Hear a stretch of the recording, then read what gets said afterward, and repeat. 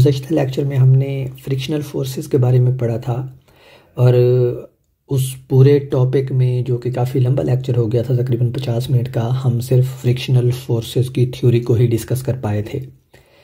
और इन सारे video lectures में हमारा असूल ये रहा है कि हम थ्योरी के साथ जब थ्योरी पढ़ लेते हैं और जो उसके मैथमेटिकल फार्मूलाज ड्राइव करते हैं या लिखते हैं या अखज़ करते हैं, उन फार्मूलाज को यूज़ करके हम न्यूमेरिकल प्रॉब्लम सॉल्व करते हैं।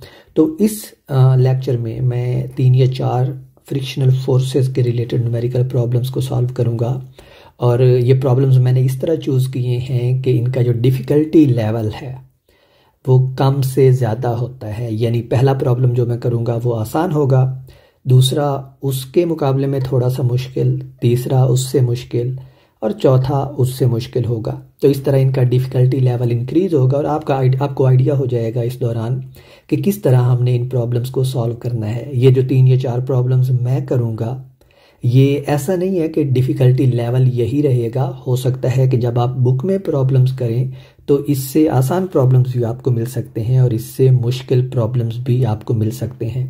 But the general rule is कि आप थ्योरी को अंडरस्टैंड करें, अपने कंसेप्ट्स बिल्ड करें और उसके बाद प्रॉब्लम्स को सॉल्व करें। और प्रॉब्लम्स को सॉल्व करते हुए आपने घबराना नहीं है। ये नहीं सोचना कि प्रॉब्लम जो है वो 2 लाइन में हो जाएगा या आधे सफ़े में हो जाएगा। हो सकता है कुछ प्रॉब्लम्स आपको 2, 3, 4 सफ़ों पे भी ऊपर जाके हल हों।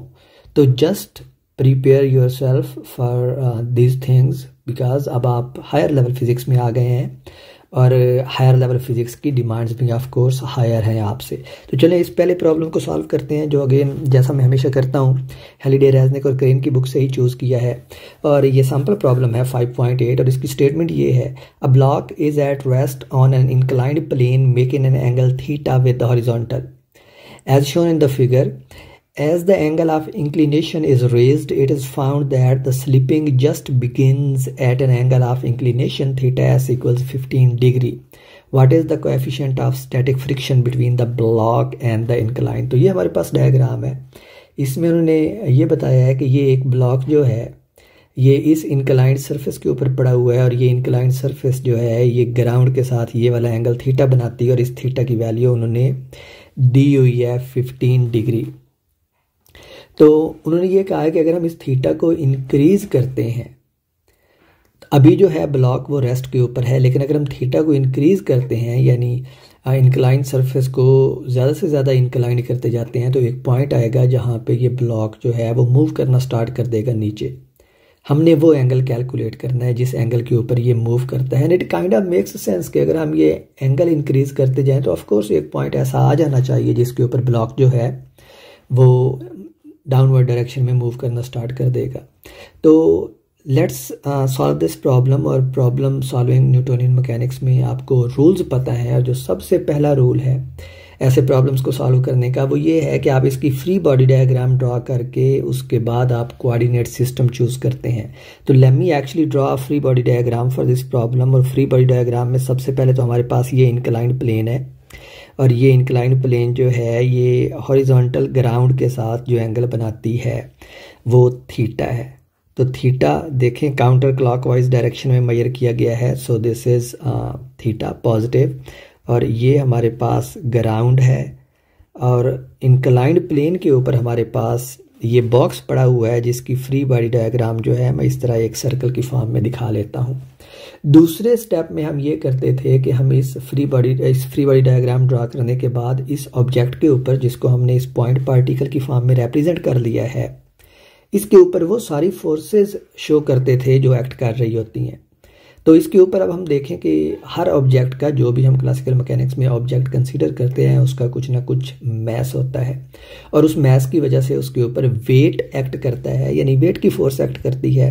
और वो फोर्स जो है वो हमेशा ही टुवर्ड्स ग्राउंड होती है, यानी वो ग्राउंड के साथ 90 डिग्री का एंगल बनाती है। तो ये वेट की जो फोर्स है ये इस डायरेक्शन में हमारे पास आ जाएगी। तो ये येलो वेक्टर जो है ये वेट को रिप्रेजेंट कर रहा है और हमें पता है कि ये किसके इक्वल होता है, mg के, mass of the object times acceleration due to gravity. एक चीज़ हो गई। उसके बाद अब जो चीज़ हमने देखनी है, और वो चीज़ देखने से पहले मैं फटाफट कोऑर्डिनेट्स एक्सिस डिफाइन कर लूँ। मैंने इसका नाम लिया है लेकिन डिफाइन नहीं किया। और जो कोऑर्डिनेट एक्सिस मैं चूज़ करूँगा वो इस तरह चूज़ करूँगा। और आप हमेशा ही ऐसा करेंगे, आप जो अपना कोऑर्डिनेट एक्सिस चूज़ करेंगे या कोऑर्डिनेट सिस्टम चूज़ करेंगे वो हमेशा उस डायरेक्शन में होगा जिस डायरेक्शन में आपका ऑब्जेक्ट पोटेंशियली मूव करेगा। इसका मतलब ये है कि अगर आप इस डायग्राम में देखें तो चूँकि ये जो हमारा ऑब्जेक्ट है ये कंस्ट्रेंड है इस इंक्लाइंड प्लेन के ऊपर, यानी ये इस इंक्लाइंड प्लेन के ऊपर मूव कर सकता है या नीचे मूव कर सकता है, इसके अलावा ये कहीं और मूव नहीं कर सकता। तो आप अपना कोऑर्डिनेट एक्सिस भी ऐसे चूज़ करेंगे कोऑर्डिनेट सिस्टम कि जो एक्स एक्सिस है वो इंक्लाइंड प्लेन के पैरेलल और जो वाई एक्सिस है वो इस इंक्लाइंड प्लेन के परपेंडिकुलर आप चूज़ करेंगे, ना कि ग्राउंड के परपेंडिकुलर। यानी हम इसको एक्स एक्सिस और इस लाइन को वाई एक्सिस चूज़ नहीं करेंगे। इसके हमें कुछ एडवांटेजेस हैं, यानी प्रॉब्लम की जो कैलकुलेशन है वो काफ़ी सिंपल हो जाती है। लेकिन एक डिसएडवांटेज तो ना कहें, लेकिन फिर हमने इसको कंपनसेट करना पड़ता है। लेकिन इसके एडवांटेजेस ज़्यादा हैं, यानी हमारे प्रॉब्लम्स जो हैं वो ज़्यादा आसानी से हल हो जाते हैं। जो एक डिसएडवांटेज मैं कह रहा था वो ये है कि हमारे पास ये जो वेट है इस ऑब्जेक्ट का, क्योंकि ये ग्राउंड की तरफ है तो ये इस इंक्लाइंड प्लेन के साथ कोई एंगल बनाएगी जिसको हम कंपोनेंट्स में रिजॉल्व करते हैं, और इस तरह हमें सिर्फ एक फोर्स को कंपोनेंट में रिजॉल्व करना पड़ता है, वेट को। अगर मैं अपना कोऑर्डिनेट सिस्टम इस तरह चूज़ करूँ कि ये लाइन में पॉजिटिव एक्स एक्सिस ले लूँ और ये लाइन जो है ये वाई एक्सिस ले लूँ, तो फिर मुझे इस ऑब्जेक्ट के ऊपर लगने वाली वेट को तो कंपोनेंट्स में रिजॉल्व नहीं करना पड़ेगा, लेकिन इसके ऊपर और जितने भी फोर्सेस लगेंगी उनको कंपोनेंट्स में रिजॉल्व करना पड़ेगा। और वो फोर्सेस अमूमी तौर पे ज़्यादा होती हैं, यानी एक से ज़्यादा होती हैं। जैसे इस केस में सिर्फ एक वेट है जिसको हमें कंपोनेंट्स में रिजॉल्व करना पड़ा है। तो इस वजह से हम हमेशा अपना कोऑर्डिनेट सिस्टम इस तरह का चूज़ करते हैं। और चूँकि ये हमारी फ्रीडम है तो it doesn't hurt, it just helps us in simplifying the calculations. तो अब हमने बाकी फोर्सेस रिप्रेजेंट करनी है इस ब्लॉक के ऊपर। तो बाकी दो फोर्सेस और हैं। एक फोर्स जो है वो ऑफ कोर्स चूँकि सरफेसेस इन कांटेक्ट हैं तो वो नॉर्मल फोर्स है, और ये नॉर्मल फोर्स जो है ये इस इंक्लाइंड प्लेन के परपेंडिकुलर होती है, यानी इसके साथ 90 डिग्री का एंगल बनाती है, या फिर ये वाई एक्सिस के पैरेलल होती है जो मैंने ये वाला चूज़ किया है। इसके अलावा एक फोर्स और भी लग रही है, और वो फोर्स इस प्रॉब्लम की स्टेटमेंट से वाजे है, और वो फोर्स फ्रिक्शनल फोर्स है। क्योंकि हमें ये बताया गया है कि ब्लॉक रेस्ट में है, तो अगर ब्लॉक रेस्ट में है तो इसका मतलब है कि इसके ऊपर कोई ना कोई फ्रिक्शनल फोर्स लगनी चाहिए। उसकी वजह ये है कि क्यों फ्रिक्शनल फोर्स लगनी चाहिए कि अगर आप गौर करें तो इस वेट को जब हम कंपोनेंट में रिजॉल्व करेंगे तो वेट का एक कंपोनेंट ये वाला बनेगा और दूसरा कंपोनेंट ये वाला बनेगा। तो जो ये वाला कंपोनेंट है, ये वाला जो mg साइन थीटा के इक्वल है, अगर आप इस वाले कंपोनेंट को देखें तो ये डाउनवर्ड डायरेक्शन में यानी नेगेटिव एक्स एक्सिस की तरफ एक्ट कर रहा है। तो इसका मतलब है ऑब्जेक्ट को नेगेटिव एक्स एक्सिस की तरफ मूव करना चाहिए, लेकिन हमें बताया गया है कि ऑब्जेक्ट रेस्ट में है। इट मीन्स कि इसके अपोजिट कोई ना कोई फोर्स लग रही है, और वो फोर्स जो है वो इस केस में फ्रिक्शनल फोर्स है, और वो इस डायरेक्शन में एक्ट कर रही है। और फ्रिक्शनल फोर्स को अब हमें पता है, हमने लास्ट लेक्चर में पढ़ा था कि स्मॉल एफ से रिप्रेजेंट करते हैं। तो ये हमारे पास सारी की सारी फोर्सेस आ गई जो इस ऑब्जेक्ट के ऊपर लग रही हैं, और इन फोर्सेस के अंडर ये ऑब्जेक्ट जो है, ये ब्लॉक जो है, ये रेस्ट के ऊपर है। तो ये दूसरा स्टेप था हमारे प्रॉब्लम सॉल्विंग का न्यूटोनियन मैकेनिक्स के रिलेटेड। तीसरे स्टेप में हम क्या करते होते थे कि सारी एक्स डायरेक्टेड फोर्सेस को भी लिखते होते थे और सारी वाई डायरेक्टेड फोर्सेस को भी लिखते होते थे, यानी हम न्यूटन्स सेकंड लॉ को यूज़ करते थे तीसरे स्टेप में।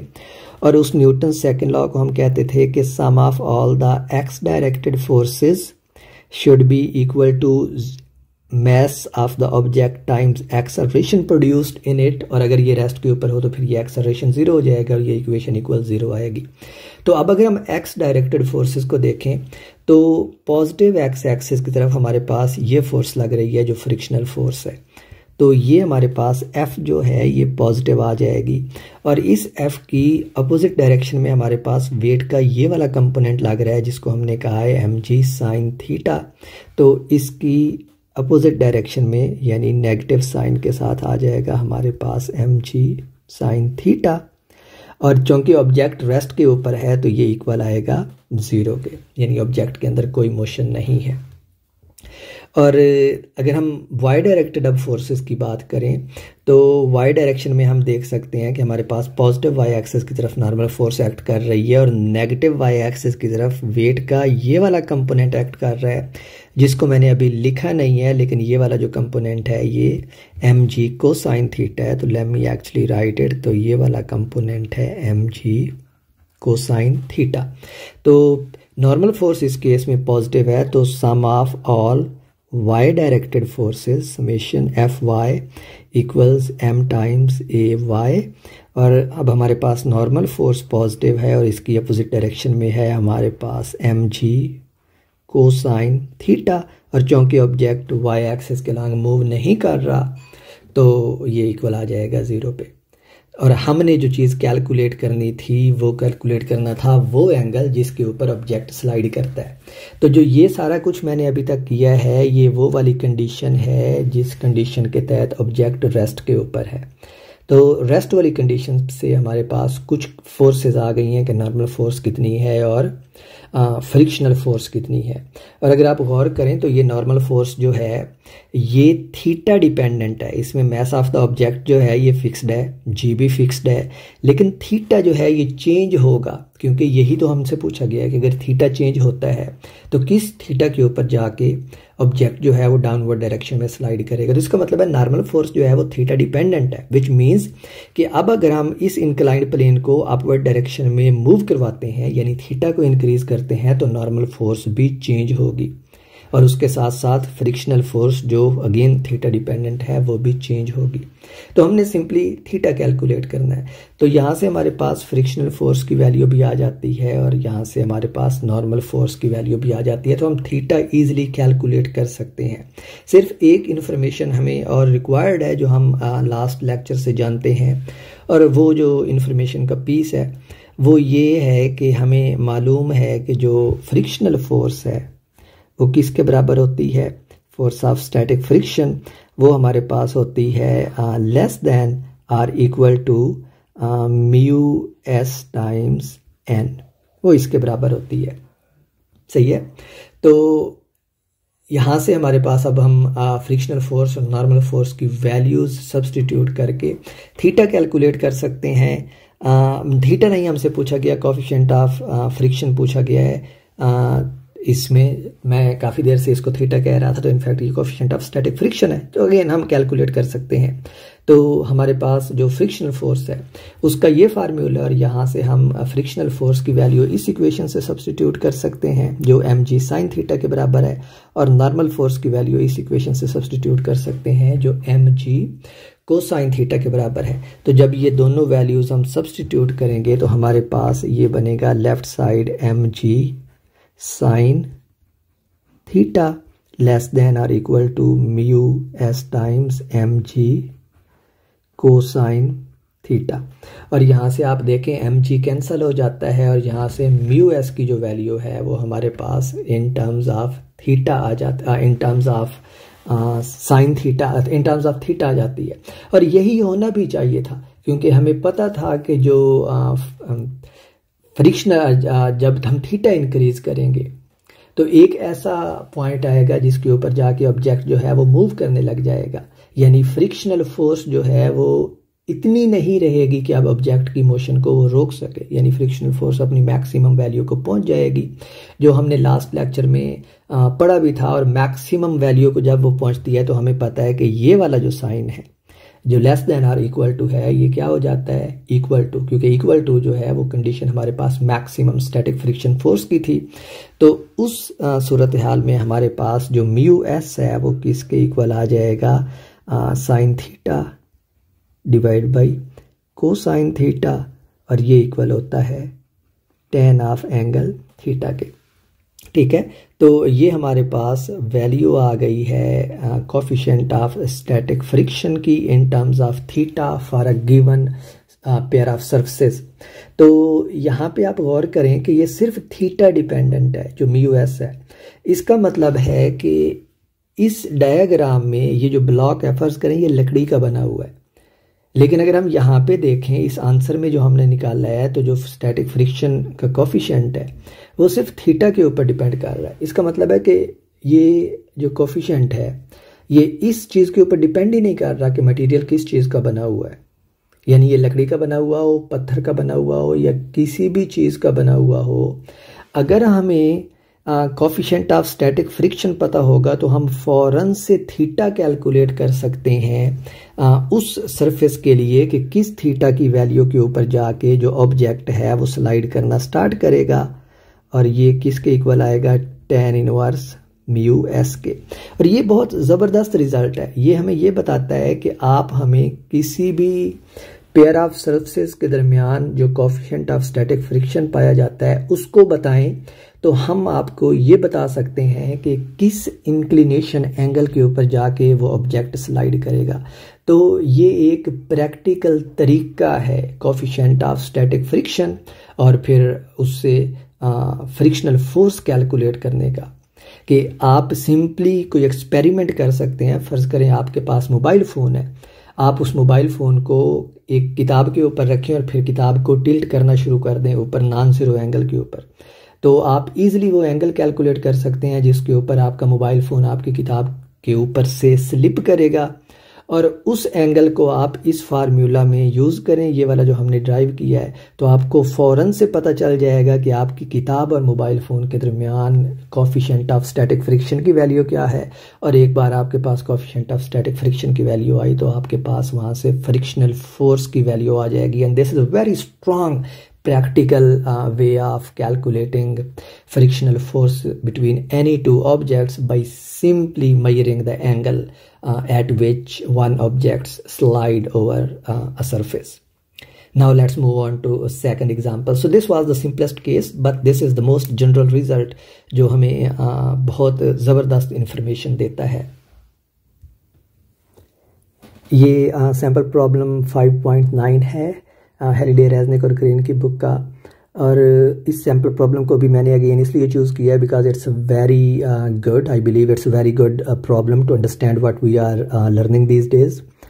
एंड वन मोर रीज़न कि इसके अंदर आपने जो कुछ पहले सीखा था, यानी तीसरे चैप्टर में जो न्यूटन्स इक्वेशंस ऑफ मोशंस पढ़ी थी आपने, आप उनको भी इस्तेमाल करेंगे। तो मैंने आपको पहले भी एक दफ़ा बताया था कि बुक वाले ये अज्यूम करते हैं कि जो कुछ आपने पहले पढ़ लिया है वो आपको आता है और वो अब उसको कहीं भी यूज़ करवा सकते हैं। तो ये 5वें चैप्टर में हम हैं, लेकिन इसके अंदर जो इक्वेशंस ऑफ मोशन वो यूज़ करवा रहे हैं वो ऑफ कोर्स तीसरे चैप्टर में हमने पढ़ी थी।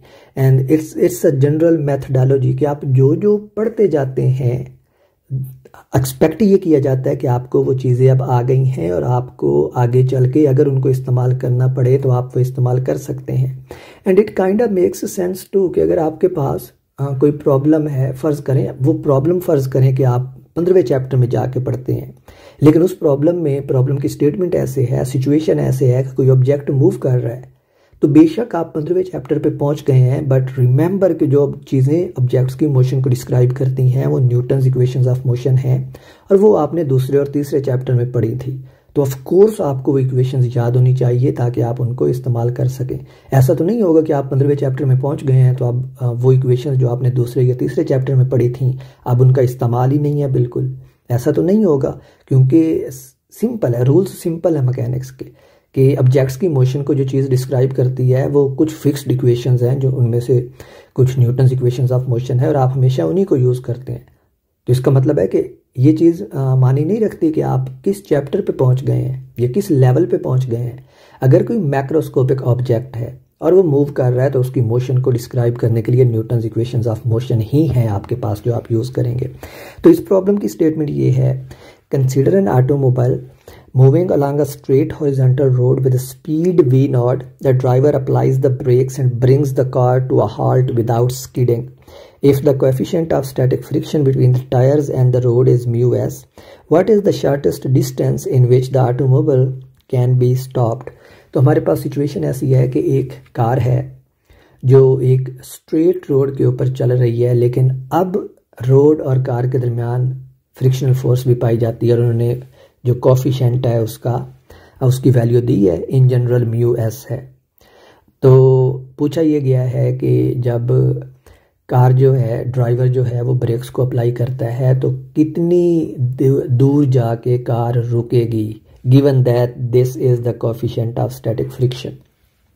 तो हमने डिस्टेंस का फार्मूला कैलकुलेट करना है, और ऑफ कोर्स अगर हमें डिस्टेंस का फार्मूला चाहिए तो इवेंचुअली हमें न्यूटन्स इक्वेशंस ऑफ मोशन से ही रिव्यू करना पड़ेगा। तो सबसे पहले मैं हमेशा कहता हूं कि ट्राई किया करें कि प्रॉब्लम की डायग्राम बनाया करें। इस स्टेज के ऊपर वो बनाना ज़रूरी है, क्योंकि उससे आपको मेंटल इमेज मिलती है प्रॉब्लम की, और उसको सॉल्व करना आसान हो जाता है। आगे चल के जब आप बहुत सारे प्रॉब्लम्स इस तरह के सॉल्व कर लेंगे तो फिर आपकी मेंटल इमेज इतनी स्ट्रांग हो जाएगी कि आप स्टेटमेंट को पढ़ के ही माइंड के अंदर मेंटल इमेज बना लेंगे, और आपको वो इमेज ड्रॉ करने की ज़रूरत नहीं पड़ेगी नोटबुक के ऊपर। But for now let's draw the image and see how we can proceed to solve this problem. और आसान सा तरीका ये है कि अगेन सबसे पहले आप फ्री बॉडी डायग्राम ड्रॉ करते हैं और अपना कोऑर्डिनेट सिस्टम डिफाइन करते हैं। और ये जो रोड है इसी को मैं X axis X coordinate define कर लेता हूँ, पॉजिटिव टुवर्ड्स राइट, और जो वर्टिकल डायरेक्शन है वो वाई एक्सेस है। और मैं ये सपोज कर लेता हूँ कि जो कार है मेरी वो इस पॉइंट के ऊपर मौजूद है। और आप यहाँ पे देखें, मैंने बड़ी चालाकी से यहाँ पे इस कोऑर्डिनेट सिस्टम का ओरिजिन भी यहाँ पे डिफाइन कर लिया है। और ओरिजिन आप कहेंगे कि ये जो पीछे मैंने एग्जांपल की है फ्रिक्शनल फोर्स वाली, उसमें तो मैंने ओरिजिन को डिफाइन नहीं किया था। यहाँ पे मैं क्यों ओरिजिन डिफाइन कर रहा हूँ? तो आपको ये ज़हन में रखना चाहिए कि इस प्रॉब्लम के अंदर हम डिस्टेंस को कैलकुलेट करने वाले हैं, और डिस्टेंसेस हम जब भी कैलकुलेट करते हैं तो उसको हम with respect to some origin calculate करते हैं। ये वो काम था जो हम तीसरे चैप्टर में करते रहे थे। तो इसलिए यहाँ मैंने चालाकी से ना सिर्फ अपना कोऑर्डिनेट सिस्टम डिफाइन किया है, बल्कि ये भी डिफाइन कर लिया कि उस कोऑर्डिनेट सिस्टम का ओरिजिन क्या है। और चूंकि मेरे पास फ्रीडम थी, यानी मुझे प्रॉब्लम में ये रिस्ट्रिक्शन नहीं लगाई गई थी कि कार जो है वो किस जगह पे है, तो मैंने उस फ्रीडम को इस्तेमाल करते हुए कार को ओरिजिन के ऊपर ही रख दिया है। और अब ज़रा वापस स्टेटमेंट के ऊपर आते हैं। स्टेटमेंट ये कहती है कि जो कार है वो हॉरिजॉन्टल रोड के ऊपर स्पीड v0 से मूव कर रही है। This is very cleverly given speed, कि स्पीड v0 है, विच मीन्स कि स्पीड जो है वो कॉन्स्टेंट है।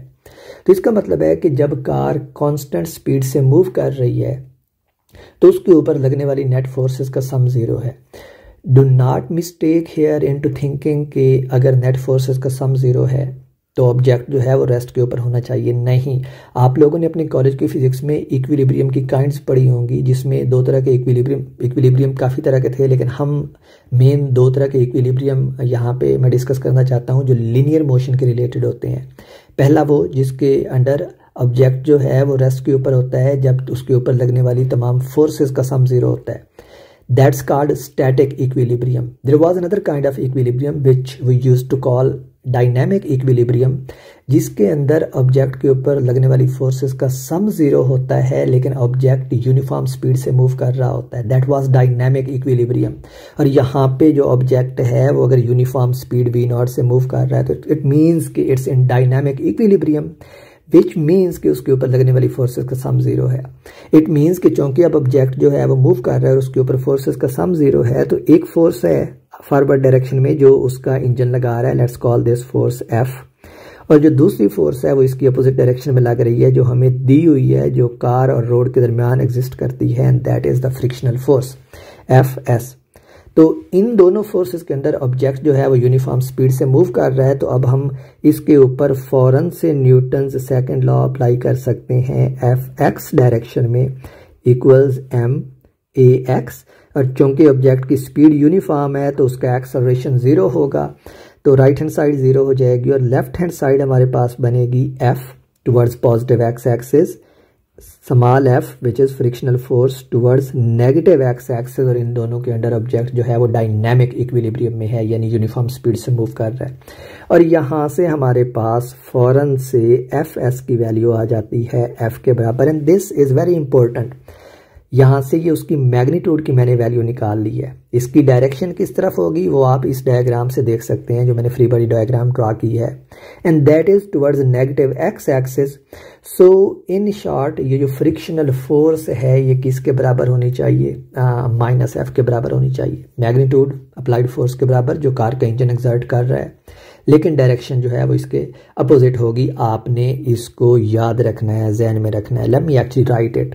सो this is along negative x axis, ताकि हम बाद में भूलें ना, क्योंकि ये वेक्टर क्वांटिटी है फोर्स, तो इसकी मैग्नीट्यूड तो हमने फार्मूला से कैलकुलेट कर ली, लेकिन इसकी डायरेक्शन जो है वो हमें मैनुअली याद रखनी पड़ेगी।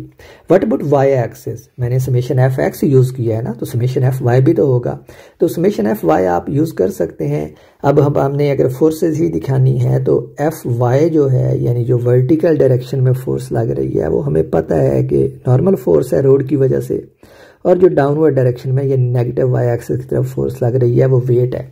बट वी इमीडिएटली नो कि जब कोई भी कार रोड के ऊपर चलती है तो वो वर्टिकल डायरेक्शन में मूव नहीं करती, यानी जो एफ वाई है उसकी राइट साइड जीरो होती है। There is no vertical acceleration, and that's the basic rule, fundamental rule for any automobile. तो इसका मतलब है यहाँ से हमारे पास n माइनस W जो है वो जीरो के इक्वल आएगा। तो ये कंडीशन जो है ये सिंपली हमें ये बताती है कि जो नॉर्मल फोर्स है वो किसके इक्वल है, ऑब्जेक्ट के वेट के इक्वल है। Probably we are not going to use this formula, so this is some kind of additional information that was not asked in the question, तो हमें ये मिल गई है। या हो सकता है हमें आगे चल के क्वेश्चन में यूज करना पड़े इसको, बट फॉर नाउ जो नॉर्मल फोर्स है वो सिंपली वेट को बैलेंस कर रही है, which means there is no motion long vertical axis. तो हमारे पास ये वाली पहली कंडीशन आ गई। लेकिन हमसे पूछा गया था कि इस पॉइंट के ऊपर फर्ज करें कि ड्राइवर जो है वो ब्रेक्स को अप्लाई करता है, तो अब कार जो है वो रुक जाती है कुछ फासला चल के, and let me say that कि कार जो है वो इस पॉइंट के ऊपर आके रुक जाती है। तो हम जो चीज़ कैलकुलेट करना चाहते हैं वो ये वाला डिस्टेंस है। Let me call this distance d। तो ये वाला डिस्टेंस हम d कैलकुलेट करना चाहते हैं। और अगेन डिस्टेंस कैलकुलेट करने के लिए हमारे पास न्यूटन्स इक्वेशंस ऑफ मोशन है, और डिस्टेंस के लिए हमारे पास तीसरी इक्वेशन है और दूसरी इक्वेशन है। तो तीसरी इक्वेशन के लिए हमें कुछ वेलोसिटी चाहिए और कुछ उसका एक्सेलरेशन चाहिए, हम वो यूज़ कर सकते हैं, या फिर आप दूसरी इक्वेशन भी यूज़ कर सकते हैं, बल्कि मैं कहूँगा कि आप डायरेक्टली तीसरी इक्वेशन यूज़ करें। Let's do that and see if we can solve this problem with that. तो जो दूसरी इक्वेशन थी वो होती थी 2 times a times delta x equals V F squared minus V I squared, ठीक है। And we need to again recall this equation कि ये हमें क्या बता रही थी। ये इक्वेशन हमें लेफ्ट साइड पे ये बताती है कि हमारे पास एक्सेलरेशन जिससे ऑब्जेक्ट मूव कर रहा है, जिस एक्सेलरेशन से ये ऑब्जेक्ट की राइट हैंड साइड पे मौजूद वेलोसिटीज में चेंज आई है, वो डिस्टेंस के साथ किस तरह रिलेटेड है, इस रिलेशन के साथ रिलेटेड है। और ये जो डिस्टेंस है डेल्टा एक्स, ये असल में अगर आप भूल गए हैं तो मैं आपको बताता चलूँ कि ये जो डेल्टा एक्स था ये किसके बराबर था, D F minus D I. और डी आई जो था वो ऑब्जेक्ट की इनिशियल पोजीशन होती थी, और डी एक्स जो था, डी एफ जो है वो उसकी फाइनल पोजीशन है। और हमने इस केस में डी एफ को डी कहा है, जो हमारे पास ये वाली लोकेशन है। और जो डी आई है वो आपको याद होगा, मेरी चालाकी समझ आ गई होगी कि मैंने क्यों कोऑर्डिनेट सिस्टम को ओरिजिन के ऊपर ही लिया था, कार को ओरिजिन के ऊपर लिया था इस कोऑर्डिनेट सिस्टम के, क्योंकि इस सिनेरियो में ये जो डी आई है मेरे पास ये जीरो हो जाता है। तो ये जो डेल्टा एक्स है ये सिंपली हमारे पास किसके इक्वल आ गया, डी के इक्वल आ गया। एक और बात कि चूंकि फ्रिक्शनल फोर्स जो है ये नेगेटिव है हमारे पास, यानी इसकी डायरेक्शन अप्लाइड फोर्स के अपोजिट है, तो ये एक्सेलरेशन भी नेगेटिव आना चाहिए। और इसको हम इस ही फार्मूले से कैलकुलेट करेंगे। एफ किसके इक्वल होता है, अप्लाइड फोर्स एम ए के इक्वल होता है। तो अब मैं इसको कैलकुलेट करने लगा हूं, तो ये बन जाएगा एफ जो कि एम टाइम्स ए के इक्वल है। ये हमारे पास किसके इक्वल आई थी, frictional force with negative sign, because इसकी डायरेक्शन जो है वो नेगेटिव एक्स एक्सिस की तरफ है। तो यहाँ से हमारे पास जो एक्सेलरेशन की वैल्यू आ जाती है वो आती है F S with negative sign divide by M, और ये एफ एस है। और एफ एस की वैल्यू अब हमें पता है फार्मूले से, हमारे पास वो फार्मूला मौजूद है, चूँकि हमें स्टैटिक फ्रिक्शन जो है वो दी हुई है यहाँ पे, तो स्टैटिक फ्रिक्शनल फोर्स का कोफिशिएंट, तो ये बन जाएगा mu S times N divide by M. And interestingly अब आप देखें एन यहाँ पे इक्वेशन में आ गया है, और यहाँ पे एन हमने कैलकुलेट किया हुआ है जो उसके वेट के बराबर है। तो जो एक्सेलरेशन की फाइनल फॉर्म यहाँ पे हमारे पास आ जाती है वो आ जाती है, सॉरी यहाँ पे नेगेटिव साइन भी है, तो ये बन जाएगा minus mu S M G divide by M, और ये बन जाएगा माइनस म्यू एस जी। तो ये हमारे पास एक्सेलरेशन आ गया। तो अब हमारे पास सारे इंग्रेडिएंट्स आ गए हैं, एक्सेलरेशन भी आ गया है, फाइनल और इनिशियल वेलोसिटीज भी आ गई हैं। फाइनल वेलोसिटी आप यहाँ से इन्फर कर सकते हैं कि जब वो इस पॉइंट के ऊपर जाके रुकेगा तो ज़ीरो हो जाएगी, और जो इनिशियल वेलोसिटी है उसकी वो यहाँ पे गिवन थी वी नॉट, जो वो स्पीड से मूव कर रहा था। तो सारे इंग्रेडिएंट्स हमारे पास आ गए हैं। तो इस इक्वेशन में हम वैल्यूज़ सब्सटीट्यूट कर सकते हैं इस वाली इक्वेशन में। तो ये बन जाएगा अब हमारे पास 2 ए की वैल्यू है हमारे पास माइनस म्यू एस टाइम्स जी टाइम्स डी जो हमने कैलकुलेट करना है, इक्वल्स माइनस साइन के साथ V naught square. Minus sign अगर आप यहाँ पे देखें तो ये कैंसिल हो जाएंगे दोनों साइड पे, और हमारे पास जो डी का फार्मूला आएगा वो इक्वल आएगा V naught square divide by 2 mu S G, 2 mu S G. तो ये वो चीज़ थी जो हमने कैलकुलेट करनी थी और जिसको हमने गिवन डाटा से एक जनरल फॉर्म में कैलकुलेट कर लिया है। इसका मतलब है कि अब आपके पास म्यू एस और वेलोसिटी की वैल्यूज़ दी हों तो आप ये स्टॉपिंग डिस्टेंस कैलकुलेट कर सकते हैं जितने डिस्टेंस के ऊपर जाके ये कार रुकेगी। And it is very interesting to see, आप डिपेंडेंस देख सकते हैं कि जो स्टॉपिंग डिस्टेंस है डी, उसकी डिपेंडेंस किन चीज़ों के ऊपर है। जी जो है वो कांस्टेंट है और इसकी वैल्यू, इसका मतलब है कि चेंज नहीं हो रही इस पूरे फासले में जब जो कार रुकने में ले रही है इधर से लेके इधर तक। और उसके अलावा म्यू एस मौजूद है और वी मौजूद है। वी के डायरेक्टली प्रोपोर्शनल है, विच मीन्स कि वेलोसिटी जितनी ज़्यादा होगी ये स्टॉपिंग डिस्टेंस उतना ज़्यादा होगा, या फिर कोफिशिएंट ऑफ फ्रिक्शन जो है ये जितना ज़्यादा होगा स्टॉपिंग डिस्टेंस उतना कम होगा, क्योंकि ये इनवर्सली प्रोपोर्शनल है। It kind of make sense कि अगर फ्रिक्शन ज़्यादा होगी कार की टायर्स के दरमियान और ग्राउंड के दरमियान तो वो जल्दी रुक जाएगी, और अगर कार बहुत ज़्यादा स्पीड से जा रही है तो उसको रुकने में टाइम ज़्यादा लगेगा, क्योंकि कार की स्पीड कम होते होते जब ज़ीरो तक पहुंचेगी यानी जब वो रुकेगी तो उसको ज़्यादा टाइम लगेगा। तो it kind of make sense, जो हमने रिलेशन ड्राइव किया है इट सीम्स करेक्ट। ये तीसरा और आखिरी प्रॉब्लम है जो आज की वीडियो में मैं करूँगा, और ये थोड़ा सा ट्रिकी है, although it's a very short problem but it's tricky in a sense कि it demands more thinking to solve it. और ये प्रॉब्लम 9 है इस बुक के अंदर, हैलिडे, रेज़निक और क्रेन की बुक के अंदर। और आपको पता है कि हैलिडे, रेज़निक और क्रेन ने एक्सरसाइज और प्रॉब्लम्स को सेपरेट किया हुआ है। जो प्रॉब्लम्स हैं वो थोड़े से डिमांडिंग है, विच मीन्स कि वो आपसे थोड़ा सा ज़्यादा इंटेलिजेंस डिमांड करते हैं, या ज़्यादा डिमांडिंग मीन्स कि आपको ज़्यादा सोचना पड़ता है उनके ऊपर। तो it's a bit demanding problem but let's solve it. और इसकी स्टेटमेंट ये है, 2 ब्लॉक्स मैसेज गिवन है उनकी, shown in the figure, are free to move. तो 2 ब्लॉक्स हैं हमारे पास, उनकी मैसेज दी हुई हैं और ये बताया गया है कि ये इस सरफेस के ऊपर फ्रीली मूव कर सकते हैं। और ये देखिए उन्होंने बताया भी है कि कोई फ्रिक्शन यहाँ पे इस ब्लॉक और इस सरफेस के दरमियान कोई फ्रिक्शन एग्जिस्ट नहीं करती, so they are free to move. The coefficient of static friction between the blocks is this, but the surface beneath M is frictionless. What is the minimum horizontal force F required to hold M against M? तो मुझे इन values से गर्ज नहीं है, I just want to drive a general formula, ताकि उस formula में फिर आप मैसेज की कोई भी वैल्यू सब्स्टिट्यूट करें तो आपके पास आंसर आ जाए। Let me explain the statement of the problem for you. ये बताया गया है कि ये फोर्स जो है ये इन 2 मैसेज के ऊपर लग रही है, और मैसेज की जो कन्फिगरेशन है वो इस तरह की है कि ये जो बड़ी मैस है जिसकी सिंबल जो है वो कैपिटल M है, ये इस ग्राउंड के ऊपर स्लाइड कर सकती है और कोई फ्रिक्शन एग्जिस्ट नहीं करती इनकी सरफेस में। जो स्मॉलर मैस है जिसको स्मॉल m से रिप्रेजेंट किया गया है, ये इधर वर्टिकली कनेक्टेड है, कनेक्टेड नहीं है, जुड़ी हुई नहीं है, इट्स नॉट कनेक्टेड मैकेनिकली, के कोई ग्लू वगैरह नहीं लगी हुई, ये सिर्फ इसके साथ जुड़ी हुई है बिकॉज फोर्स जो है वो इस स्मॉल मैस के ऊपर लग रही है। और हमसे पूछा ये गया है कि ये फोर्स की मिनिमम वैल्यू कैलकुलेट करें जिसके लिए ये जो मैस है M, ये इस कैपिटल M जो मैस है इसके साथ जुड़ी रहे। अब ज़रा गौर करें स्टेटमेंट के ऊपर कि वो क्या रहा है। वो पूछ ये रहा है कि ये एफ की क्या वैल्यू होगी जिसके लिए ये स्मॉल एम जो है ये कैपिटल एम के साथ जुड़ी रहे।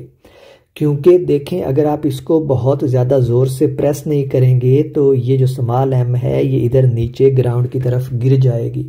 इट मीन्स कि प्रॉब्लम हमें ये बता रहा है कि इस फोर्स की एक ऐसी वैल्यू भी हो सकती है मिनिमम, जिसके ऊपर जो अगर हम अप्लाई करें इस स्मॉल मैस के ऊपर, तो आल्दो ये इधर से आपस में जुड़ी हुई नहीं है, यानी कोई ग्लू वगैरह नहीं लगी हुई इनके दरमियान, फिर भी ये दोनों मैसेज जो हैं वो इसी कन्फिगुरेशन में रहेंगी। And this is the most important part of the problem to understand and to make sense of it, कि ऐसा भी हो सकता है। क्योंकि हम अपने एक्सपीरियंस में हम शायद ये जानते हो कि ये मैस जो है ये सीधी सीधी नीचे गिर जाएगी, लेकिन ऐसा नहीं हो रहा।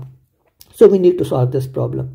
अब सबसे पहले फर्स्ट थिंग फर्स्ट, जब भी किसी ऑब्जेक्ट के ऊपर कोई फोर्स लगती है तो वो उस सारे के सारे ऑब्जेक्ट को मूव करवाती है इकट्ठा, सही है, जो कि हमारे पास न्यूटन सेकंड लॉ है। तो अगर हम ऐसे ही कोऑर्डिनेट सिस्टम अपना डिफाइन कर लें, फर्ज करें कि ये हमारा एक्स एक्सिस है और ये वर्टिकल वाई एक्सिस है, तो ये पॉजिटिव एक्स, ये पॉजिटिव वाई, और हमारे पास यहाँ पे मैसेज मौजूद हैं, इसके ऊपर स्लाइड कर रही हैं।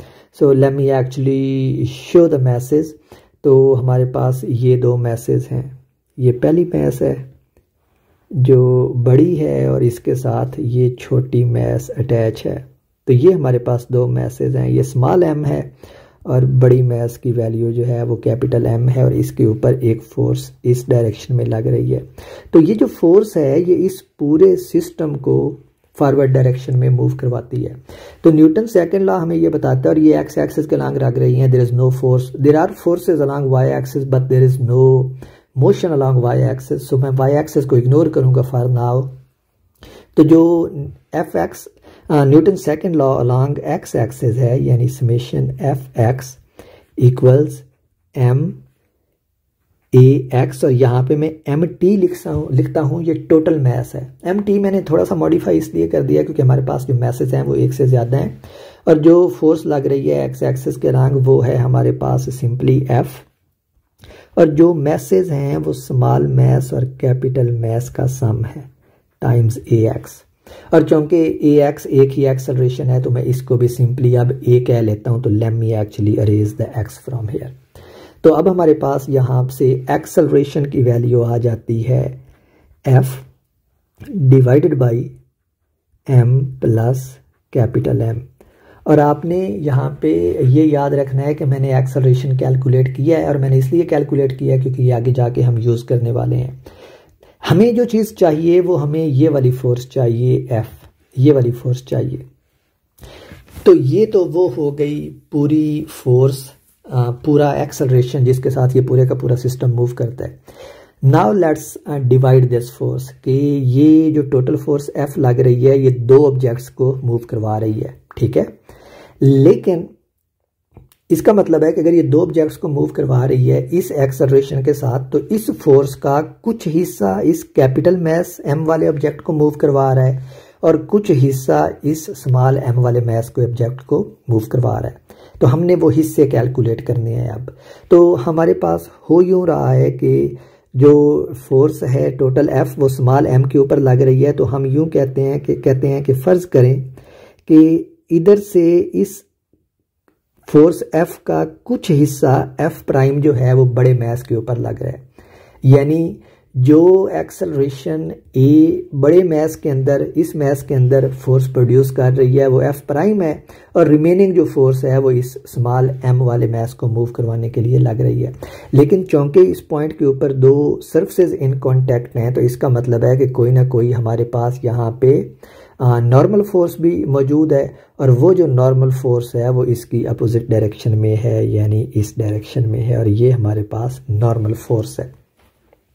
तो मैंने सिंपली ये किया है कि जो टोटल फोर्स थी जो दो ऑब्जेक्ट्स को मूव करवा रही थी उसको डिवाइड कर लिया है दो हिस्सों में, और अब मैं क्लियरली देख सकता हूँ कि बड़ी मैस को कौन सी फोर्स मूव करवा रही है और छोटी मैस को कौन सी फोर्स मूव करवा रही है।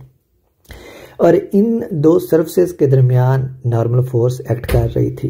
इन दो सरफेसेस के दरमियान एक और फोर्स भी एक्ट कर रही है, और वो फोर्सेस जो हैं वो फोर्सेस हैं एक डाउनवर्ड डायरेक्शन में जो इस स्मॉल ऑब्जेक्ट का वेट है mg, और एक अपवर्ड डायरेक्शन में जो इन दो सरफेस के दरमियान फ्रिक्शनल फोर्स है। तो यहाँ पे हमारे पास चूंकि ये स्मॉल m जो है ये नीचे मूव नहीं कर रही, यानी ग्राउंड की तरफ नहीं गिर रही, तो इसका मतलब है कि ये फ्रिक्शनल फोर्स जो है ये इस छोटे ऑब्जेक्ट के वेट के बराबर है। तो अब मैं ये वाली फोर्स को लिखने लगा हूँ जो वर्टिकल डायरेक्शन में यानी फ्रिक्शनल फोर्स वेट के बराबर है, जिसको आप यूं भी दिखा सकते हैं कि ये टोटल y डायरेक्टेड फोर्सेस है। तो समेशन Fy इस पॉइंट के ऊपर ये किसके बराबर है, 0 के, और अपवर्ड डायरेक्शन में Fs है और डाउनवर्ड डायरेक्शन में उस ऑब्जेक्ट का वेट है जो mg के बराबर है और ये 0 के बराबर है। यहाँ से हमारे पास जो Fs है वो किसके इक्वल आ गया, mg के। और जो Fs है ये हमें पता है, इसका फार्मूला हमने लास्ट लेक्चर में ड्राइव किया था, ये किसके बराबर होता है, μs n के। और n जो है वो हमने अगेन अगर आप यहाँ पे देखें तो n को मैंने शो करवाया है वो किसके बराबर है, f प्राइम के बराबर है। तो यहाँ पे मैं n की वैल्यू सब्स्टिट्यूट करूँ तो ये बन जाएगा μs f prime equals m times g। सही हो गया। अब हमें चाहिए क्या था, हमें ये वाली फोर्स चाहिए थी जिसको हमने F कहा था, ये वाली फोर्स। हमने कैलकुलेट कौन सी फोर्स कर ली है, ये F प्राइम, और मैंने कहा था कि F प्राइम वो फोर्स है जो इस बड़ी मैस को मूव करवा रही है, यानी जो इस मैस में एक्सेलरेशन प्रोड्यूस हो रहा है ma वो किसके बराबर है, F प्राइम के। यानी यहाँ पे मैं इधर अब लिख लेता हूँ जो F प्राइम है वो किसको मूव करवा रही है, बड़ी मैस के ऑब्जेक्ट को, ma को। तो F प्राइम की जगह पे हम इस इक्वेशन के अंदर अब ma सब्स्टिट्यूट कर सकते हैं, और मैं इस इक्वेशन को अब लिखने लगा हूँ यहाँ पे। तो ये बन जाएगा μs F प्राइम की जगह पे capital M times a equals small m times g। और अब हम तकरीबन जा चुके हैं प्रॉब्लम को सॉल्व करने के लिए। क्यों? क्योंकि अब हमारे पास ये एक्सेलरेशन आ गया और ये एक्सेलरेशन हमने यहाँ पे पहले ही कैलकुलेट किया हुआ था f की फॉर्म में, और वो f जो हमें रिक्वायर्ड है। तो हम यहाँ पे इस a की वैल्यू सब्स्टिट्यूट करते हैं, तो ये बन जाएगा μs times capital M times f divided by small m plus capital M। ये a की वैल्यू है और ये किसके इक्वल आ गई है, स्मॉल m टाइम्स g के। और यहाँ से आप फौरन जो है वो कैपिटल F कैलकुलेट कर सकते हैं, small m times g into small m plus capital M divided by μs times capital M। तो ये हमारे पास वो फोर्स आ गई है जो हमें शुरू में रिक्वायर्ड थी।